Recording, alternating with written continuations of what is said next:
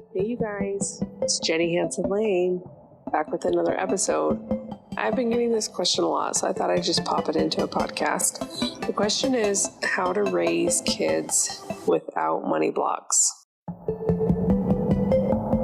You're listening to the Disarming Honesty podcast with your host, Jenny Hansen-Lane.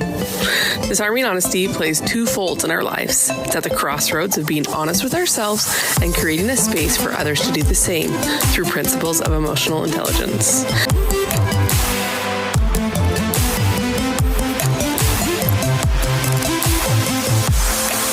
I don't have all the answers. There is no book on parenting.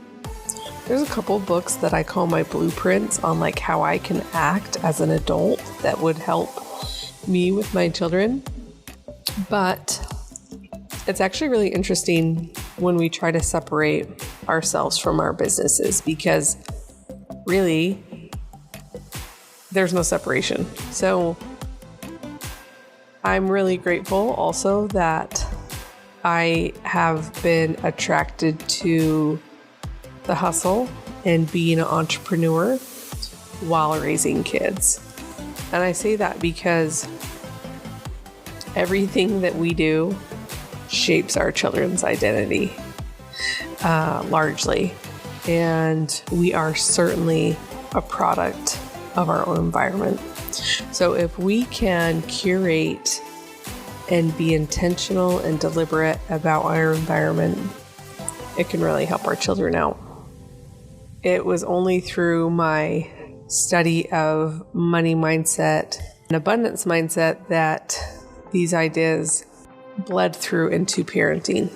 And it's been fun too that my parenting has bled through into my business. Raising little kids, I have just a little background. I have a almost 11-year-old. He is what brought me to Kentucky. My husband was previously married, and I'm a bonus mom. He doesn't like me to say that he's my stepson. So I have an 11-year-old son who is one of my best friends. He's awesome. I have an almost 4-year-old and an almost 3-year-old. And they love money. They love that it's shiny. They love that they can do things with it. And I started thinking about, how am I going to raise my children with a healthy relationship to money? Because I had a little bit of struggles growing up.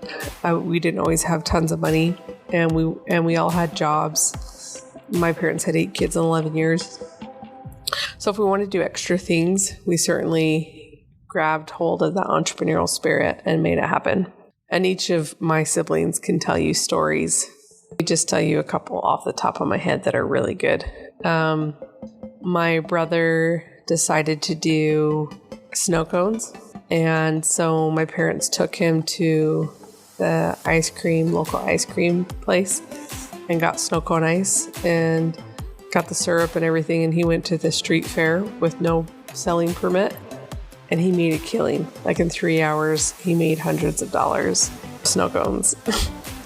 He did so well that he got kicked out. He did so well that we started selling snow cones as a family on Saturdays, on weeknights, whatever, instead of lemonade or instead of Kool-Aid. And it was a really fun spin on that, that activity.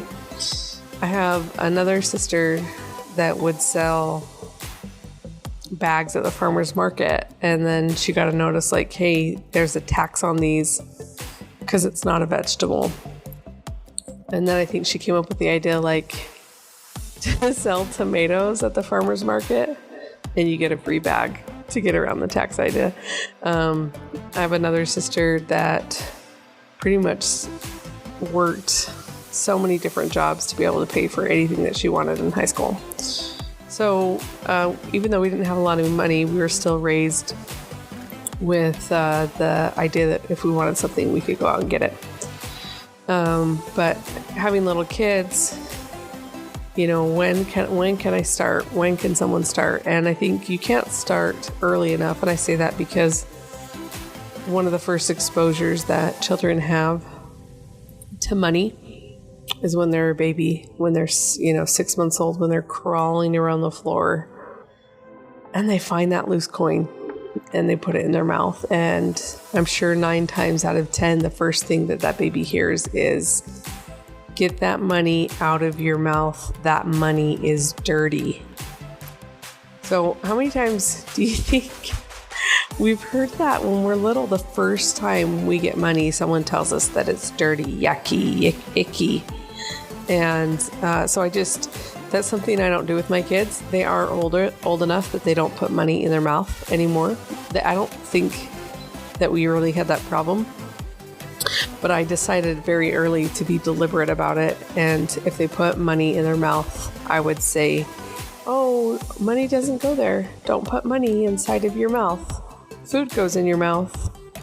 And when we are walking, just a couple days ago, we were in a hotel and there was a penny on the floor. And I just pointed it out to my son. And he said, oh, Mom, a penny. And I don't discourage him from picking up dirty money. And I don't also go around searching for it on the ground. But I want them to have a relationship with it where there isn't scarcity and that it isn't dirty.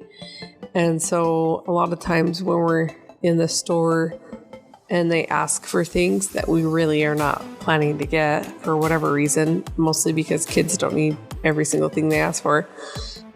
Certain tips that we've done is, you take a photo of the item that they want and you say, okay, let's put it on our list. It's like a baby vision board. It's kind of funny that we wait till we're adults or teenagers to be like, this is what I'm going to do. This is what I want. When really we can do it now. Something that we do with our kids is if they see money of ours, we share it with them. We share our money with them. We ask them, will you hold my money? Or here's some money. And sometimes they just walk around the house holding money and that's okay too.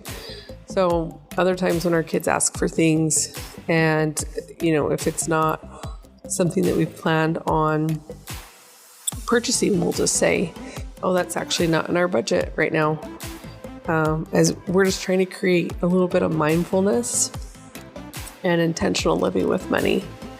And so those are little things that have helped us as we've been raising little kids. And something that I've been trying to push further is, how can I get my kids to understand that money is a resource?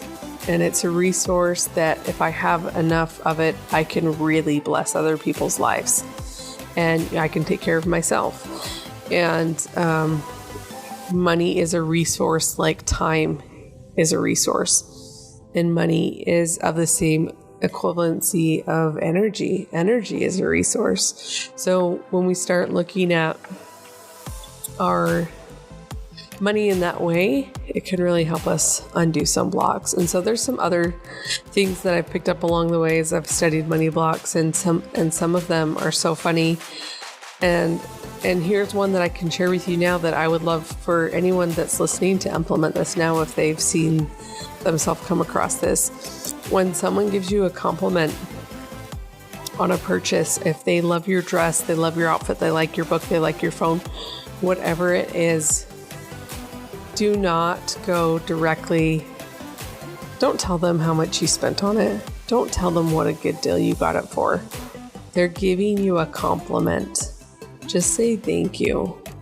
I think that oftentimes we put our money blocks over opportunities of just gratitude and just receiving a compliment.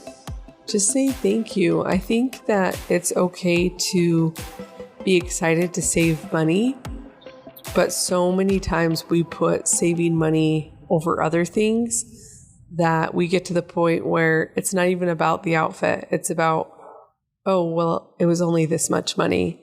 And there's not a lot of intentional living in that. If we're so, money budget conscious, it's really hard for us to live the life of abundance in terms of recognizing money as a resource. And lately I've been thinking about, one of the money blocks is like if you don't look at your bank account enough because you don't want to know what's in there, that's a money block. And I was thinking, like, if money is time, can you imagine like going throughout the day, like, I don't want to look at the clock. I don't know what time it is. It's running now. I don't have, like, that's not the way it is for us, right? Like we have a clock on our phone. We have a clock in our car. We have a clock on our iPad. Like we have clocks everywhere, and we're always looking at the clock to see what time it is, because time is a commodity, and we are better stewards of our time if we knew what time it was, right? That's why we have all these resources. So it's the same thing with money. When we don't look at money, or we don't look at our accounts, then we're not being very good stewards over it. Now, I'm not encouraging you to like go look at your bank account all the time, but if you have money blocks, you need to start. And especially if you're avoiding your account because of it. And those have been really fun things to do for me, where I went through like 14 days of looking at my business account every day. And it literally did change the way that I spent money in my business. And that was a really good exercise for me, just to treat money like the resource and the energy that it is. And I think that's my tip for the day, is that treat your money like the energy that it is. Give it the attention that it needs, just like we give our time and our energy the resources to thrive.